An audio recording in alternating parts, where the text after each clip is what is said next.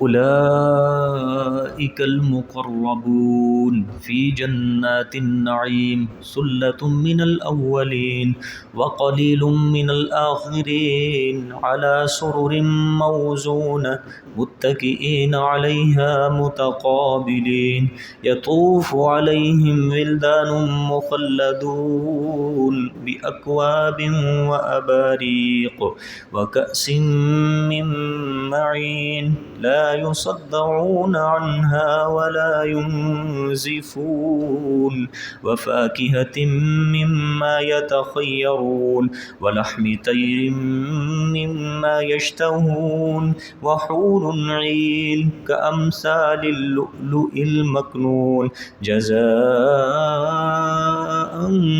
بما كانوا يعملون لا يسمعون فيها لغوا ولا تأثيما إلا قيلا سلاما سلاما صدق اللہ العظیم۔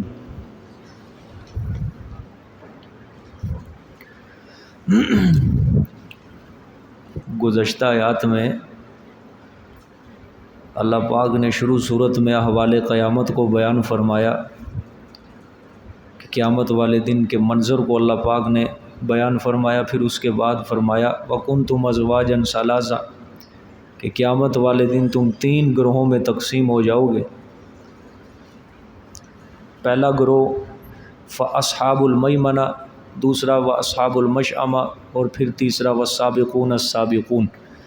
یہ 3 جماعتیں ان کی ترتیب ذہن میں رکھنی ہے کہ اصحاب المیمنہ یہ پہلی جماعت ہے، یعنی ذکر کرنے کے اعتبار سے پہلی جماعت ہے، اور دوسری جماعت اصحاب المشأمہ ہے، اور تیسری جماعت سابقون السابقون یعنی سابقون الاولون، پہلے سبقت کرنے والے۔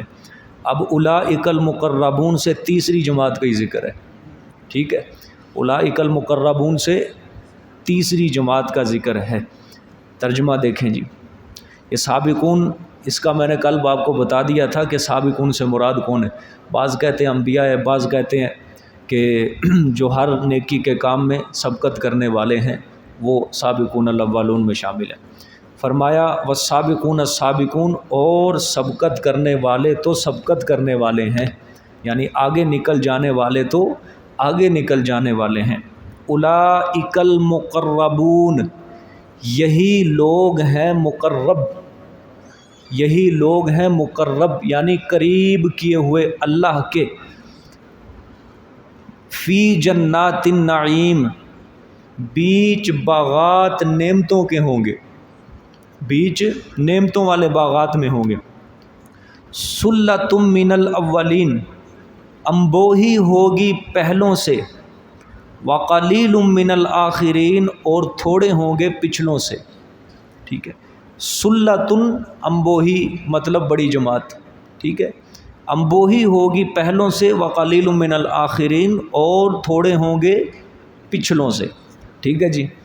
اچھا، یہاں سے اللہ پاک نے تیسری جماعت کا ذکر پہلے بیان فرمایا ہے، تو ان کے بارے میں اللہ پاک فرما رہے ہیں اولئک المقربون، یہ اپنے رب کے قریب ہیں، انہوں نے قرب حاصل کر لیا ہے، اور یہ نعمتوں والے باغات میں ہوں گے۔ تو سلۃ من الاولین وقلیل من الآخرین، اس آیت کو آپ نے ذرا توجہ کے ساتھ سمجھنا ہے، اس کا مطلب کیا ہے۔ فرمایا انبوہی یعنی بڑی جماعت ہوگی پہلوں سے اور تھوڑے ہوں گے پچھلوں سے۔ کون لوگ؟ سابقین اولین، یہ لوگ کہ پچھلے یعنی پہلے لوگوں سے یہ بہت زیادہ ہوں گے اور پچھلے لوگوں سے کیا ہوں گے؟ کم ہوں گے، سمجھ آئی ہے؟ اچھا، یہ سلۃ من الاولین وقلیل من الآخرین، اس صورت کے اندر یہ اولین اور آخرین اس کا ذکر جو ہوا ہے جی 2 مرتبہ ہوا ہے، ٹھیک ہے، اس کا ذکر کتنی مرتبہ ہے؟ 2 مرتبہ۔ یہ ذرا آپ دیکھیں آیت نمبر 39 38 اور 39 نمبر آیت دیکھیں۔ لاصحاب الیمین، یہ اصحاب زمین کے بارے میں، سلۃ من الاولین و سلۃ من الآخرین، یہاں بھی اولین آخرین کا ذکر ہے، لیکن یہاں پہ ذرا اور جملہ ہے، فرمایا سلۃ من الاولین، پہلوں سے بھی بڑی جماعت ہوگی، وسلۃ من الاخرین، دوسروں سے بھی کیا ہوگی، پچھلوں سے بھی بڑی جماعت۔ لیکن اس آیت کے اندر فرمایا ہے کہ جو سابقین اولین ہوں گے وہ پہلے لوگوں سے زیادہ ہوں گے، اور جو پچھلے بعد میں لوگ آئیں گے ان سے کیا ہوں گے، کم ہو۔ وقلیل من الاخرین، یہاں یہ نہیں ہے وسلۃ من الاخرین، سمجھ آ گئی ہے؟ ہاں، 2 مرتبہ یہ اللہ پاک نے بیان فرمایا۔ اب ان دونوں کو ذرا ذہن میں رکھنا ہے آپ نے، ٹھیک ہے؟ سلہ مطلب بڑی جماعت کو کہا جاتا ہے، سلہ مطلب بڑی جماعت کو کہا جاتا ہے۔ اب اس آیت کے اندر یہ دیکھنا ہے کہ یہ سلہ اولین اور آخرین سے کون لوگ مراد ہیں، اولین اور آخرین سے کون لوگ مراد ہیں۔ سلہ کا مطلب ذہن میں رکھنا ہے بڑی جماعت، ٹھیک ہو گیا؟ اچھا، پہلا جو آیا ہے نا سلۃ من الاولین وقلیل من الاخرین، یہ کن کے بارے میں ہے؟ سابقین لوگوں کے بارے میں۔ اور جو دوسرا آیا ہے 29 اور 39 اور 40 نمبر آیت کے اندر، وہ اصحاب الیمین کے بارے میں۔ یہ 2 فرق ذہن میں رکھنے، پھر یہ آیتیں سمجھ میں آئیں گی، کیونکہ 2 جماعتیں ہیں جنتیوں کی، پہلی کیا ہے، اعلیٰ درجے کے متقی، اور دوسری کم درجے کے متقی۔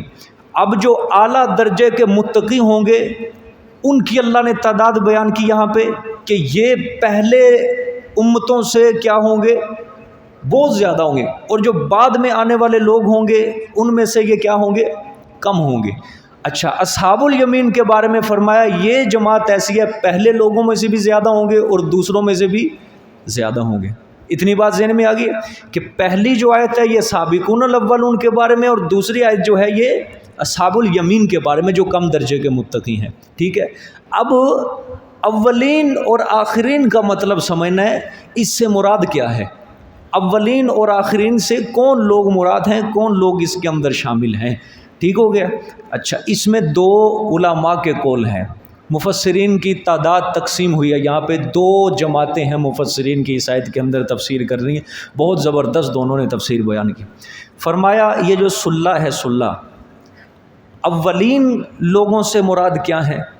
پہلی تفسیر یہ ہے، پہلا قول کہ آپ صلی اللہ علیہ وآلہ وسلم سے لے کر آدم علیہ السلام سے لے کر آپ صلی اللہ علیہ وآلہ وسلم تک یہ اولین مراد ہیں۔ اس سے کیا پہلے لوگ یہ مراد ہیں بس۔ ان میں سے کیا ہوگی؟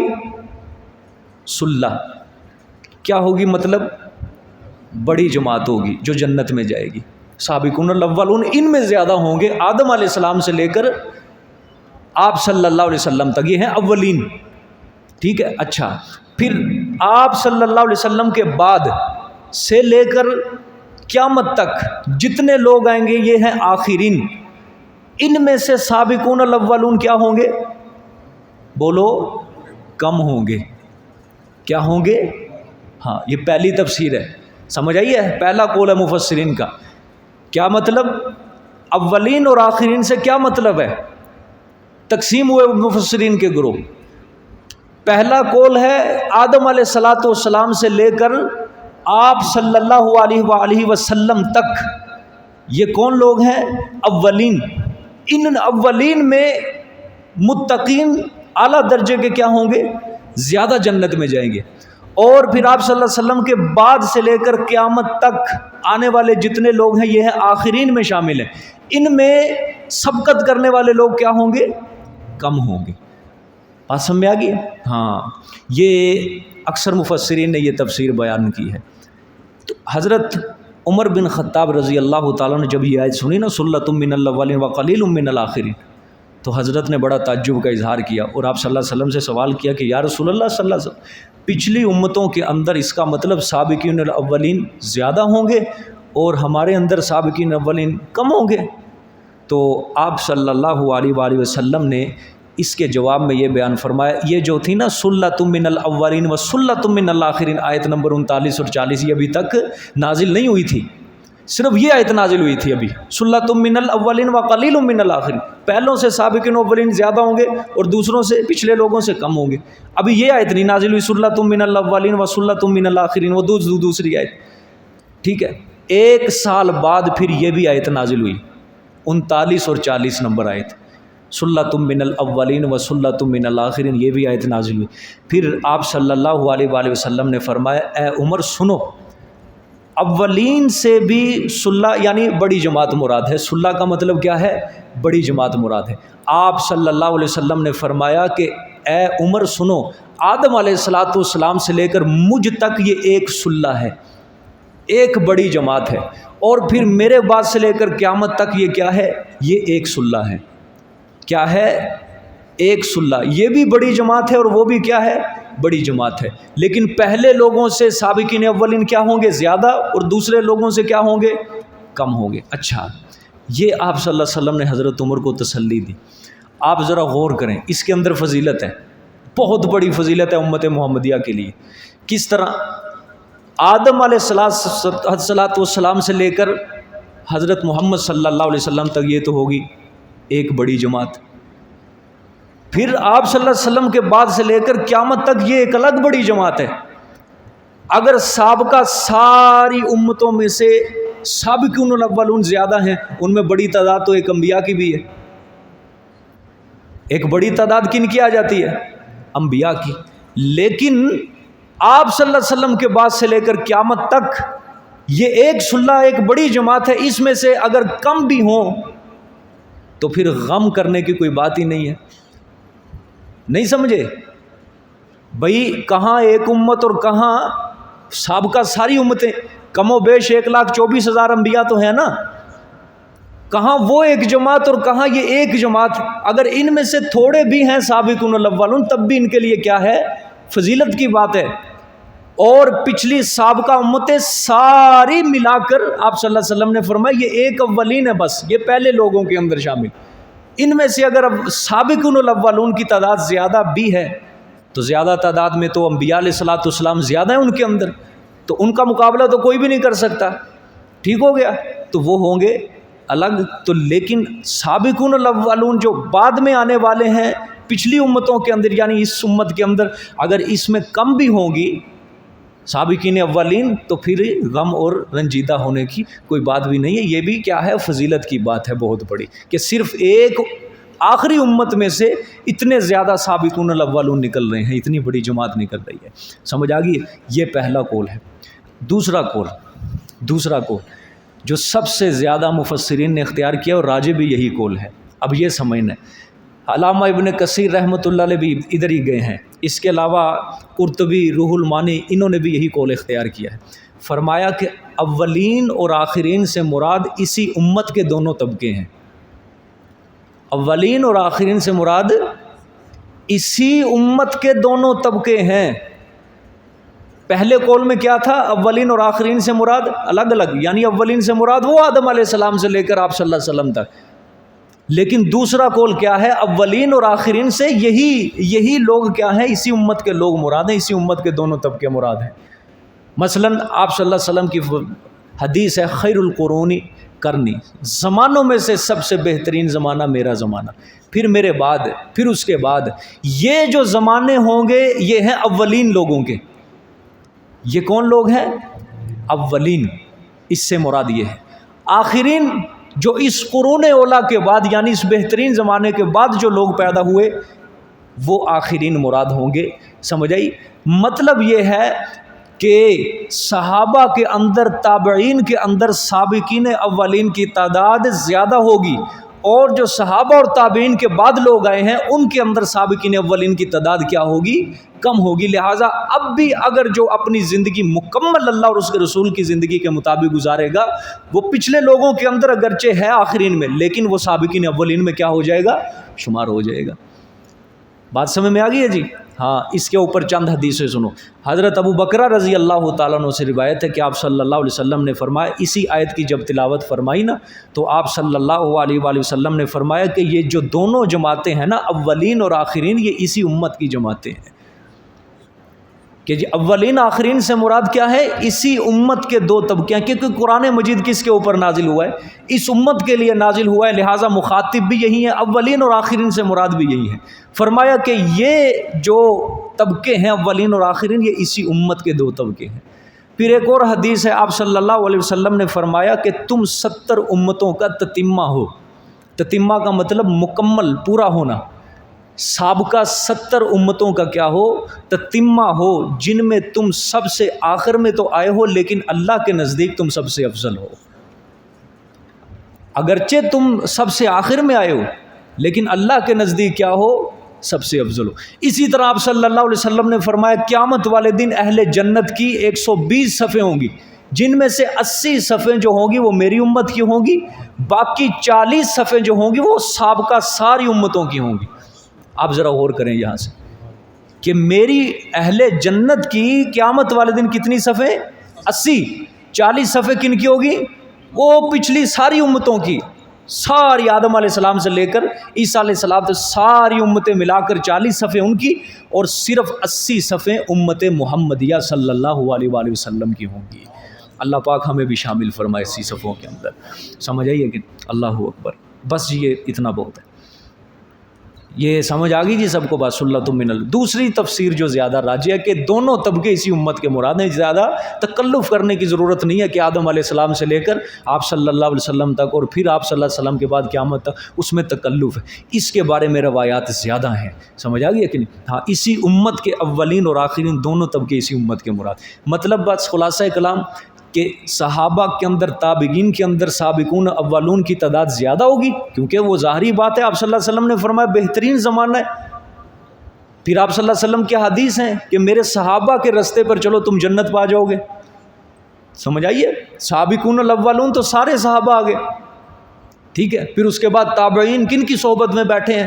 صحابہ کی صحبت میں بیٹھ کے انہوں نے علم حاصل کیا۔ تابعی کا معنی ہی کیا ہے؟ اتباع کرنے والا صحابی کی۔ سمجھ آ گئی؟ تو ان میں اولین کی تعداد، سابقون الاولون کی تعداد زیادہ ہوگی، اور پھر جو ان کے بعد زمانے آئے، دین سے بے رغبتی شروع ہوگی تھوڑی تھوڑی، پھر ان کے اندر سابقون الاولون کی تعداد کیا ہوگی؟ کم ہوگی۔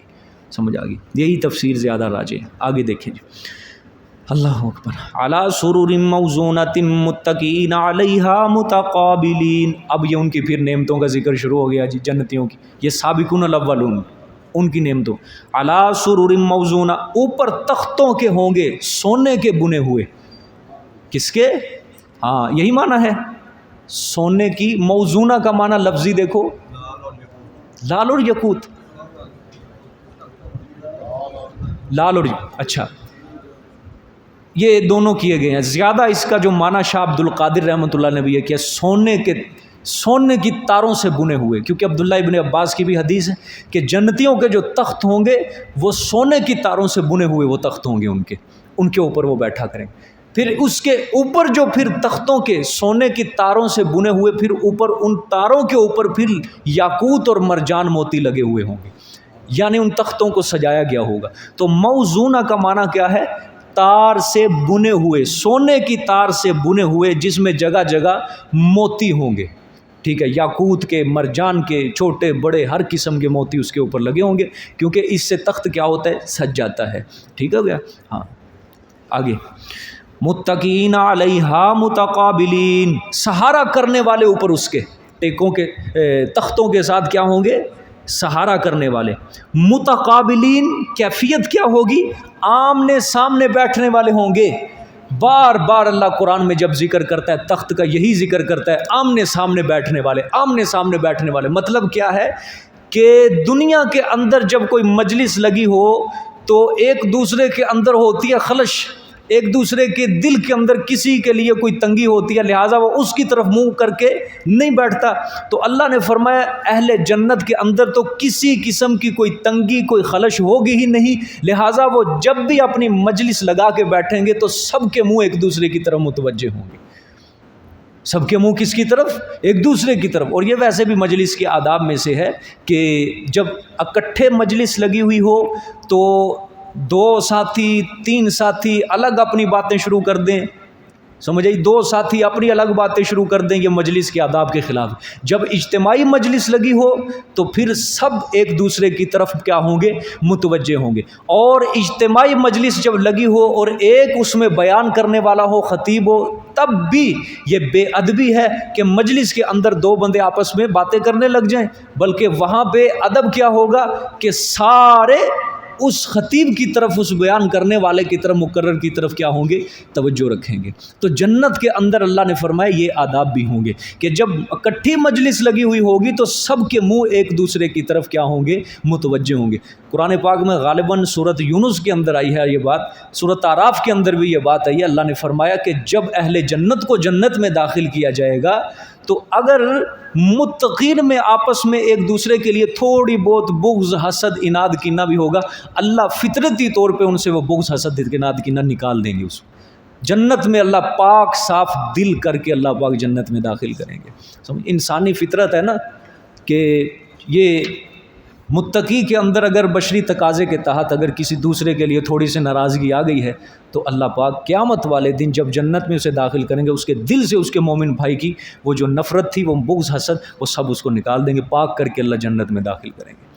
اور جنت میں لڑائی جھگڑا بالکل نہیں ہوگا، سمجھے، فساد، دنگا فساد بالکل جنت کے اندر نہیں ہوگا، خون ریزی کا بازار وہاں نہیں سجے گا۔ یہ صرف دنیا کی زمین ہی ہے جہاں پہ خون ریزی اور فساد کا بازار گرم ہے، ٹھیک ہے۔ اللہ پاک نے جنت کو اس چیز سے محفوظ رکھا ہوا ہے، ٹھیک ہے۔ اچھا، متقابلین، آمنے سامنے پر، ہائے ہائے، یطوف علیہم ولدان مخلدون۔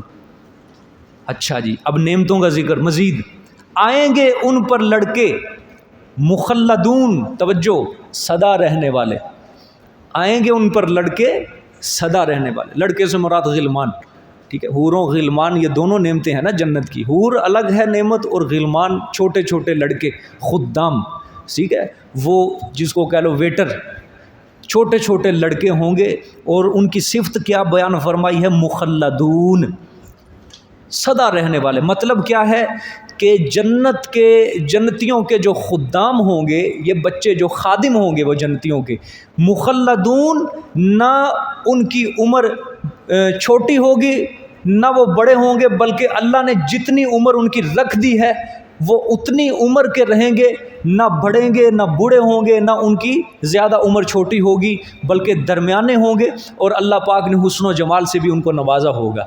جس طرح آپ صلی اللہ علیہ وسلم کی حدیث ہے کہ ادنا سے ادنا جنتی کو اللہ 80,000 خادم نوازیں گے۔ ادنا سے ادنا جنتی کے کتنے خادم ہوں گے؟ 80,000 خادم ادنا سے ادنا جنتی ہوں کے ہوں گے۔ یہاں تو بات ادنا جنتی کی نہیں ہے، یہاں بات کن کی ہے؟ سابقون الاولون کی بات ہے، جو اعلیٰ درجے کے جنتی اور متقی ہیں ان کے خادم وہ اس سے بھی زیادہ ہوں گے۔ حدیث میں ادنا جنتی کی تعداد بتائی گئی، ادنا جنتی کے جو خادم ہوں گے 80,000 خادم ہوں گے۔ سمجھ آ گئی کہ نہیں بات؟ ہاں، یہ خدام ان کے اوپر سدا رہنے والے آئیں گے۔ اچھا، کیا کریں گے وہ؟ فرمایا اللہ اکبر، باکواب و اباریق و کأس من معین، سبحان اللہ۔ ہاں، 7 گلاس، یہ ترجمہ غور سے، اکوابن گلاس، و اباریق اور جگ، کوزہ، و کأس من معین اور پیالہ نتھری شراب کا لے آئیں گے، ٹھیک ہے، پیالہ نتھری شراب کا۔ یہ معین کا معنی کیا لکھا ہے؟ نتھری شراب، ہاں بالکل ٹھیک ہے۔ باکواب و اباریق و کأس من معین، دوبارہ باکواب، وہ لے کر آئیں گے وہ لڑکے گلاس، ٹھیک ہے، اباریق جگ، و کأس اور پیالہ، من معین نتھری شراب کا، ٹھیک ہو گیا جی۔ اچھا، یہ تینوں لفظ سمجھنے اس کا مطلب کیا ہے؟ اکواب پانی پینے کے برتن کو کہا جاتا ہے، لیکن یہ کون سا برتن ہے؟ جیسے ہمارے عرف کے اندر گلاس ہوتے ہیں، ٹھیک ہے، گلاس ایسا گلاس جس کو پکڑنے کے لیے کنڈی نہ ہو، جس طرح کپ ہوتا ہے نا، اس کو پکڑنے کے لیے کیا ہوتی ہے؟ کنڈی۔ لیکن جو ہمارے عرف کے اندر جو گلاس چلتے ہیں وہ ہیں اکواب، وہ کیا ہیں؟ اکواب۔ اچھا، اباریق، یہ اس سے مراد ہے جگ، کہ جس کو پکڑنے کے لیے کیا ہوتی ہے؟ کنڈی، سمجھ آ گئی ہے؟ اچھا، آگے ہے کأسن، یہ اس سے مراد ہے شراب پینے کے مخصوص پیالے، وہ جنت کے جو وہاں کے مناسب ہوں گے کہ مخصوص پیالے کون سے ہوتے ہیں، تو اس کی یہاں قرآن پاک میں اس کی وضاحت نہیں کی گئی۔ یہ دنیا والے نہیں ہیں جو شراب کے پیالے جو ہوتے ہیں، گلاس ہوتے ہیں مخصوص قسم کے، وہ مراد نہیں ہے، سمجھ آ گئی ہے کہ ویسے بھی علماء کرام نے ایسے گلاس میں پانی پینے سے منع فرمایا ہے کہ جس میں آج کل جو شراب کے لیے مخصوص ہو چکے ہیں، وہ نیچے جو ڈنڈی سی ہوتی ہے اس کی، وہ اس کے اندر، تاکہ مشابہت سے بچا جا سکے، کیونکہ وہ استعمال ہی کس کے لیے ہو رہے ہیں؟ شراب کے لیے ہو رہے ہیں، تو اس میں پانی پینا مکروہ تنزیہی، یعنی مشابہت سے بچنا کیا ہے، یہ بھی ضروری ہوتا ہے کہ کسی شراب خور سے بھی کسی عام انسان کی، مسلمان کی، اس سے مشابہت نہ ہو، ایسے گلاسوں کو استعمال نہیں کرنا چاہیے، ٹھیک ہے۔ تو تینوں چیزیں سمجھ آ گئی، اکواب عام عرفی گلاس جو ہمارے ہوتے ہیں، ٹھیک ہے، اباریک جگ، آگے وکاسن شراب پینے کا مخصوص پیالہ جو جنت میں ہوگا، من معین مراد اس سے ہے جاری شراب، کیا ہے؟ جنت کے اندر شراب کے چشمے ہوں گے، نہریں ہوں گی، وہاں سے وہ خادم بھر کر لائیں گے جگوں کے اندر، یہ اباریک جگوں کے اندر، کوزہ بھی لکھا ہوگا آپ کے ترجمہ، ہاں وہ جگ کی مراد ہے، اس میں بھر کر لائیں گے، پھر آ کر جنتیوں کے سامنے پیالے اور گلاس کے اندر اس شراب کو کیا کریں گے؟ وہ پیش کریں گے۔ لیکن اس شراب کی صفت اللہ پاک نے بیان فرمائی ہے، فرمایا لا یصدعون عنہا ولا ینزفون، نہیں سر درد ڈالے جائیں گے وہ، لا یصدعون عنہا، نہیں سر درد ڈالے جائیں گے وہ، عنہا اس سے، شراب سے، ولا ینزفون، اور نہ بکواس لگے۔ ینزفون کا کیا ترجمہ ہے؟ عقل، ہاں بالکل، دونوں معنی ہیں، نہ بکواس لگے گی نہ عقل میں فطور آئے گا، دونوں ترجمے اس کے کیے گی، کیونکہ شراب پینے سے عقل میں کیا آ جاتا ہے؟ پھر گالیاں بکتا ہے، بکواس کرتا ہے، اسے پتہ ہی نہیں ہوتا کیا کہنا ہے کیا نہیں، اور جو زیادہ شراب پی لے پھر دنیا کی، اس کے سر میں کیا ہونے لگ جاتا ہے؟ درد ہو جاتا ہے۔ اللہ نے فرمایا جنت کی شراب کے اندر یہ چیز نہیں ہوگی، وہاں لذت ہی لذت ہوگی، سر درد بھی نہیں ہوگا، اور عقل میں فطور بھی نہیں آئے گا، اور بہکی باتیں بھی نہیں کرے گا، بلکہ ہوش و حواس پورے ان کے کیا ہوں گے؟ قائم ہوں گے۔ آگے دیکھیں جی، سبحان اللہ۔ وفاکہۃ مما یتخیرون، اور میوے ہوں گے اس سے جو وہ پسند کریں گے، اور میوے ہوں گے مما یتخیرون، اس سے جو وہ اختیار کریں گے، جو بھی وہ اہل جنت میوے پسند کریں گے وہ ان کے لیے میسر ہوں گے۔ مطلب کیا ہے؟ وہ خدام جنت، وہ جنت کے جو خادم ہوں گے، ایک تو شراب وہ لے کے آئیں گے، پھر اگر انہی لوگوں کو، وہ جو بیٹھے ہوئے آمنے سامنے، اگر انہی لوگوں کو ضرورت ہے میوے کی، مثال کے طور پہ ارد گرد ان کے میوہ لگا ہوا ہے، وہ خادموں کو حکم کریں گے کہ جاؤ وہ کیا لے کر آؤ، میوہ توڑ کے لاؤ، میوہ لے کر آؤ ہمارے لیے، تو پھر وہ ان کے لیے میوہ بھی لے کر آئیں گے۔ مما یتخیرون کے اندر فرما دیا کہ جو میوہ بھی پسند کریں گے وہ ان کو میسر آئے گا، جو میوہ بھی وہ لے کر آئیں گے، وہ چاہیں گے جنتی، وہ ان کو کیا ہوگا؟ میسر ہوگا۔ یہ مطلب نہیں ہے کہ وہ خادموں کو کہیں گے جا بھی فلانا میوہ لے کے آ، اور خادم آگے سے جواب دے دے کہ حضرت صاحب میوہ ختم ہو گیا یا موسم ختم ہو گیا، جس طرح دنیا کے اندر میوے کا ایک موسم ہوتا ہے، ٹھیک ہے، چلغوزے کا، پستے کا موسم ہوتا ہے، سردیوں کے اندر کاجو کا موسم ہوتا ہے، لیکن جنت کے اندر یہ جواب نہیں آئے گا کہ اس کا موسم ختم ہو گیا لہٰذا اب اس موسم کا پھل دریافت کریں، اگر وہ آپ کے لیے مناسب ہو تو وہ میں لے کے آ سکتا ہوں۔ جنت کے اندر نہ نہیں ہوگی۔ اللہ نے فرمایا مما یتخیرون، وہ جس پھل کو بھی چاہیں گے، جس میوے کو بھی چاہیں گے، وہ ان کے لیے کیا ہوگا؟ میسر ہوگا۔ سمجھ آ گئی ہے؟ اچھا آگے، سبحان اللہ۔ وَلَحْمِ طَيْرٍ مِّمَّا يَشْتَهُونَ، اور گوشت ہوگا پرندوں کا، یشتہون مما یشتہون، اس سے جو وہ چاہیں گے۔ سبحان اللہ۔ آگے بھی فرما دیا وہ حور عین، سمجھ آ گئی ہے؟ ہاں، کہ پرندوں کا گوشت کھانے کا فائدہ ہی کوئی نہیں ہے جب تک یہ حور عین یہ نہ ہو، سمجھ آ گئی ہے؟ سبحان اللہ۔ اللہ پاک نے بھی کیسا جوڑ لگایا یہاں پہ، وَلَحْمِ طَيْرٍ مِّمَّا يَشْتَهُونَ، ٹھیک ہے، اور گوشت ہوگا پرندوں کا اس سے جو وہ چاہیں گے، ٹھیک ہے۔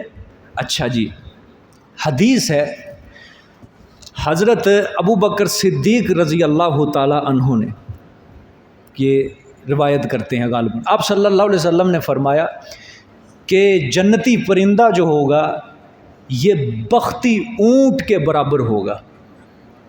بختی اونٹ ڈبل کوہان جس کی ہوتی ہے، بختی اونٹ کس کو کہتے ہیں؟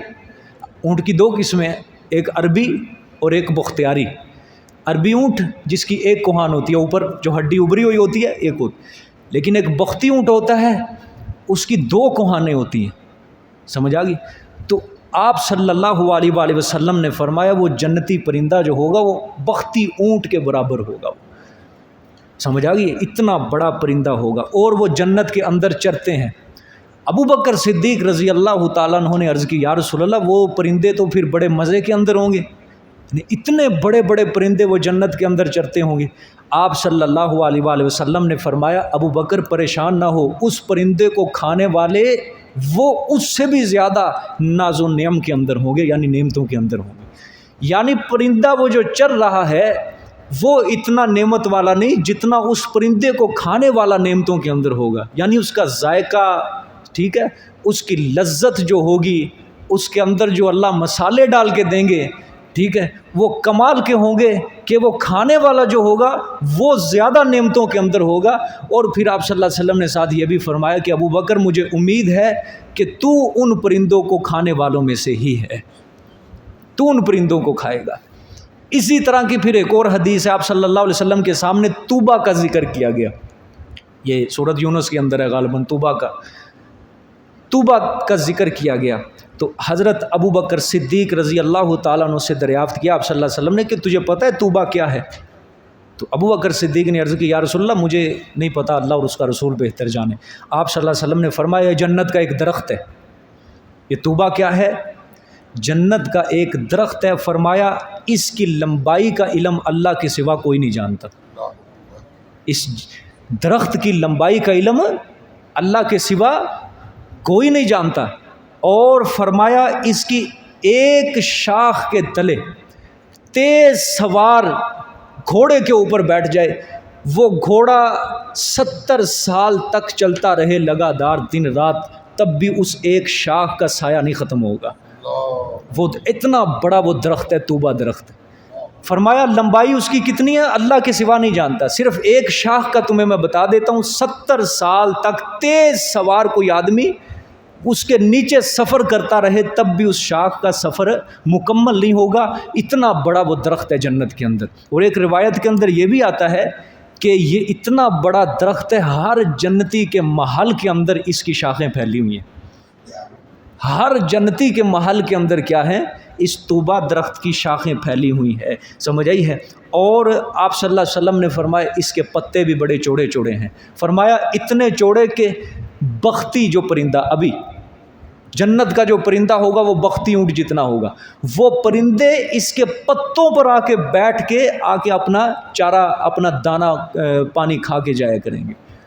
یہاں تو پرندہ دنیا کے اندر پتے کے اوپر نہیں بیٹھ سکتا، ٹہنی کے اوپر بیٹھتا ہے، لیکن فرمایا وہ پتا اتنا بڑا ہوگا کہ وہ جنت کا جو بختی اونٹ جتنا پرندہ ہوگا وہ پتوں کے اوپر آ کے چر کے اپنا چلا جایا کرے گا، سمجھ آئی ہے کہ نہیں؟ اللہ اکبر۔ پھر حضرت ابوبکر صدیق نے فرمایا کہ یا رسول اللہ وہ پرندے کیا ہوں گے؟ بڑی نعمتوں والے پرندے ہیں، بڑے مزے کے ساتھ ہوں گے وہ پرندے۔ تو آپ صلی اللہ علیہ وسلم نے فرمایا کہ ابو بکر اس پرندے کو کھانے والے اس سے بھی زیادہ نعمتوں کے اندر ہوں گے، سمجھ آ گئی ہے کہ نہیں بات؟ اسی طرح حضرت کعب رضی اللہ تعالیٰ عنہ، انہوں نے فرمایا، ان کا بیان ہے، فرماتے ہیں کہ جنتی پرندہ یہ بختی اونٹ کے جتنا ہوگا۔ کتنا؟ یہ ذہن میں رکھنی ہے بات کہ پرندے کی جو حجم اور جسم ہے وہ بختی اونٹ جتنا۔ کسی نے دیکھا ہے ڈبل کوہان والا اونٹ؟ ہاں، اللہ آپ کو دیکھنا نصیب کرے۔ بختی یہ اونٹ جتنا یہ پرندہ ہوگا۔ پھر فرمایا وہ جنت کی نہروں سے پانی پیے گا اور جنت کے میووں سے وہ کھانا کھائے گا، اور اللہ اکبر۔ پھر اس کے ساتھ فرمایا کہ وہ جنتی کے سامنے آئے گا خود، مطلب جنتی کے دل میں اگر خواہش ہوگی اس کو کھانے کی، وہ سامنے پرندہ ہے، جنتی کے دل میں خواہش ہوگی وہ پرندہ اڑ کے خود بخود اس کے پاس آئے گا، اور وہ جنتی کو جس پہلو سے اس کو گوشت اچھا لگے کہ مجھے اس پرندے کے اس پہلو سے گوشت کھانا ہے، تو وہ فوراً وہاں سے وہ جنتی گوشت کھائے گا، اور پکا پکایا گوشت ہوگا، اور پھر جب وہ جنتی پیٹ بھر کے کھا لے گا، پرندہ اس کے بعد دوبارہ اس کا گوشت اس جگہ پہ آ جائے گا، دوبارہ صحیح سلامت ہوگی، وہ پرندہ دوبارہ اڑ جائے گا۔ سبحان اللہ، سمجھ آئے گی؟ اللہ اکبر۔ یہ اللہ پاک کی وہاں نعمتیں اہل جنت کے لیے اللہ پاک نے۔ پھر حضرت عبداللہ بن مسعود رضی اللہ تعالیٰ عنہ فرماتے ہیں کہ جنت کے اندر جو پرندے ہوں گے تو جس کا گوشت چاہے گا وہ بھنا بھنایا تیرے سامنے خود بخود حاضر ہو جائے گا. یہ نہیں کہ پہلے گیس دیکھنی پڑے گی دنیا کی طرح کہ گیس آئی ہے یا نہیں آئی, سمجھ آئیے, تو لکڑیاں ہیں یا نہیں آئی. یہاں تو ذلیل ہو گئے نا ہم, ٹھیک ہے, مار دیا ہر کسی نے, بجلی نے الگ مار دیا, گیس نے الگ مار دیا, سمجھ آئیے کہ مکان کا کرایہ اس کا الگ مار دیا ہے, دوائی بوٹی کھانا اس نے الگ مار دیا, بچوں کی فیسیں, تعلیم و تربیت کی فیسیں, ٹھیک ہے, عام انسان کو جکڑ کے رکھ دیا ہے, زندگی کو دشوار کر دیا گزارنا. لیکن جنت کے اندر سکون اطمینان کی زندگی ہوگی. سمجھ آ گیا؟ اللہ پاک سب کو نصیب فرمائے.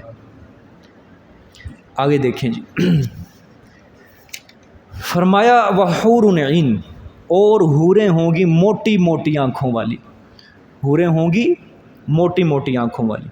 اچھا, پھر ان کا حسن بیان کیا ہے, کامثال اللؤلؤ المکنون, فرمایا مثل موتیوں کے جو چھپے ہوئے ہیں. وہ حوروں کا حسن کیسا ہوگا؟ موتیوں کی طرح ہوں گی, یعنی المکنون جو موتی چھپائے گئے ہوں. ٹھیک ہو گیا؟ کیوں موتیوں سے تشبیہ دی گئی ہے حوروں کے چہرے کو؟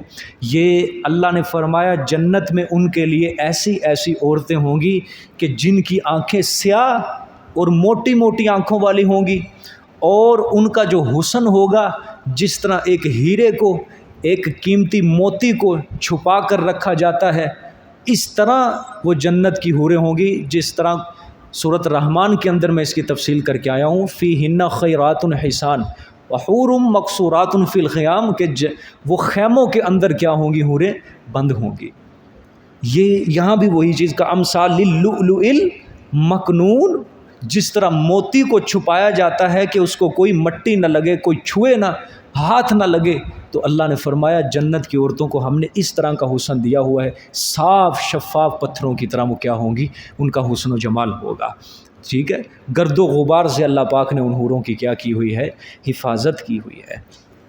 سمجھ آ گئی ہے کہ نہیں؟ سبحان اللہ.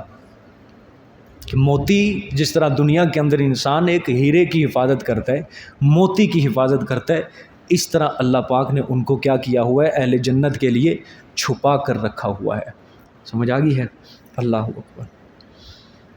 پھر فرمایا جزاء بما کانوا یعملون, بدلہ ہے ان اعمال کا جو رہے وہ کرتے. بس جو دنیا کے اندر انہوں نے اللہ کو راضی کیا ہے, رسول کو راضی کیا, رسول صلی اللہ علیہ وسلم کے رستے کے اوپر چلے, دنیا کے اندر انہوں نے عیش اور عشرت کو قبول ہی نہیں کیا, آرام سکون کو حاصل نہیں کرنا چاہے, دولت مل جائے, بڑے گھر مل جائیں, ٹھیک ہے, گاڑیاں مل جائیں, یہ نہیں, اللہ اور اس کے رسول, سادگی والی انہوں نے زندگی بسر کی. ظاہری بات ہے کبھی جس کے پاس دولت ہوگی اس کو کہاں پھر یہ چیزیں میسر آ سکتی ہیں. ایک طرف دولت ہوتی ہے, ایک طرف دین ہوتا ہے, اور دین کے اندر اپنے آپ کو ختم کرنا پڑتا ہے. حضرت خدیجہ رضی اللہ تعالیٰ عنہ کی فرماتے ہیں بوریاں کی بوریاں اشرفیوں کے ساتھ بھری ہوئی تھی, سارا اسلام کے لیے خرچ کر دیا, حتیٰ کہ پتے کھانے کے اوپر مجبور ہو گئے. تو سابقون الاولون کا فریضہ انہوں نے حاصل کر لیا, شامل ہو گئے. صحابہ اکرام کتنے امیر تھے شروع میں, لیکن اسلام کے لیے سارا پیسہ خرچ کر دیا, لیکن فقیری کی زندگی گزارنے لگ گئے سارے. سمجھے؟ جزاء بما کانوا یعملون, بدلہ ہے ان اعمال کا جو رہے وہ کرتے. لا یسمعون فیہا لغوا ولا تأثیما, نہیں سنیں گے وہ بیچ اس کے لغون, کوئی غلط بات, کوئی غلط بات, ولا تأثیما, اور نہ گناہ کی بات. کہ جنت کے اندر یہ بھی چیز نہیں ہوگی کہ یہ غلط بات اور گناہ کی بات سے مراد کیا ہے؟ گالی گلوچ گناہ کی بات, لغو بات, لغو بات کے اندر جو بھی شمار کر لو, جھوٹ نہیں ہوگا, سچ ہی سچ ہوگا. اس کے علاوہ کوئی اگر اونچا بولتا ہے اگلے کے کان پھاڑنے والے کر دیتا ہے, یہ بھی کام جنت کے اندر نہیں ہوگا. لا یسمعون فیہا لغوا ولا تأثیما. یہاں دنیا کے اندر تو اب یہ رواج بن چکا ہے, جس طرح یہ کوئی نیک کام شروع کرنے سے پہلے بسم اللہ پڑھنی چاہیے, اب لوگوں نے الٹا بنا دیا ہے. کوئی کام یہ شروع کرتے ہیں, کسی سے بات کرتے ہیں, سب سے پہلے ان کی زبان پہ گالی آتی ہے, پہلے گالی نکالتے ہیں پھر یہ اپنی بات کو شروع کرتے ہیں. ایسے لوگ آ چکے ہیں. حالانکہ گالی سے آپ صلی اللہ علیہ وسلم نے منع فرمایا, سباب المسلم فسوق, کہ مسلمان کو گالی دینا یہ بہت بڑا گناہ ہوتا ہے, کبیرہ گناہوں کے اندر شامل ہے. سمجھے؟ عام لوگوں تو عام لوگ رہ گئے، اولاد باپ کو گالی نکال رہی ہوتی ہے، باپ اولاد کو گالی نکال رہا ہے، یہ حال ہو چکا ہے۔ ہر کام کے اندر یہ فرسٹ ہے، اول پوزیشن ہے، کسی کام کے اندر پیچھے رہی نہیں ہے قوم۔ جو بھی گناہ، مثلاً 100 گناہوں کی فہرست بنا لو، کسی گناہ کے اوپر انسان انگلی رکھ دے، تمہیں یہ قوم ہر گناہ کے اندر کیا ہوگی، اس گناہ میں پہل نظر آئے گی۔ چھوڑ دیا اپنے مذہب کو، چھوڑ دیا اپنے دین کو، تو فرمایا لا یسمعون فیہا لغوا، گالی گلوچ، بری بات، جھوٹ، وہ جنت کے اندر بالکل نہیں سنیں گے۔ فرمایا پھر کیا ہوگا، الا قیلا سلاما سلاما، مگر بات سلام ہی سلام ہوگی، مگر بات ایک ہی ہوگی، وہ کیا، سلام ہو سلام ہو۔ کیا مطلب، فرشتے ہوں گے، وہ جب بھی کسی جنتی کے سامنے سے گزریں گے، ملاقات ہوگی، فرشتے کہیں گے السلام علیکم، تم پر سلامتی ہو۔ ٹھیک، اہل جنت دو آپس میں مل رہے ہیں، وہ السلام علیکم، تم پر سلامتی ہو، تم پر سلامتی ہو۔